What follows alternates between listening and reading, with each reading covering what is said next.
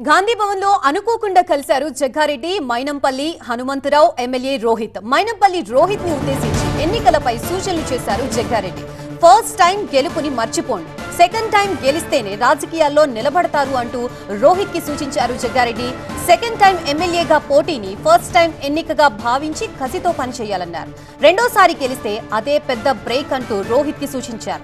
రాజకీయాల్లో భవిష్యత్తుని దృష్టిలో ఉంచుకొని పనిచేయాలని సూచించారు జగ్గారెడ్డి. ఓ రోజు మా ఇంటికి రావాలంటూ జగ్గారెడ్డిని కోరారు రోహిత్. రెండోసారి గెలిచినప్పుడే నిలబడుతుంది. అది ఒకసారి గెలిచినాగానే తీసేసాయి. మళ్ళీ నెక్స్ట్ ఇంపార్టెంట్. ఇప్పుడు నెక్స్ట్ గెలవాలి, అది ఇంపార్టెంట్. దానికి ఎట్లా పోవాలని చూసుకోవాలి. అది నువ్వు చూసుకోవాలి, ఆయన సపోర్ట్ తీసుకోవాలి. అట్లా నేను అక్కడ చెప్పిన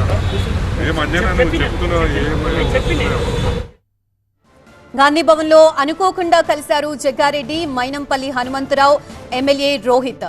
మైనంపల్లి రోహిత్ ని ఉద్దేశించి ఎన్నికలపై సూచనలు చేశారు జగ్గారెడ్డి. ఫస్ట్ టైం గెలుపుని మర్చిపోండి, సెకండ్ టైం గెలిస్తేనే రాజకీయాల్లో నిలబడతారు అంటూ రోహిత్ కి సూచించారు జగ్గారెడ్డి.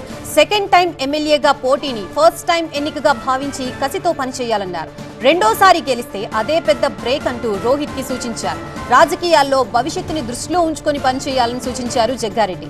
ఓ రోజు మా ఇంటికి రావాలంటూ జగ్గారెడ్డిని కోరారు రోహిత్.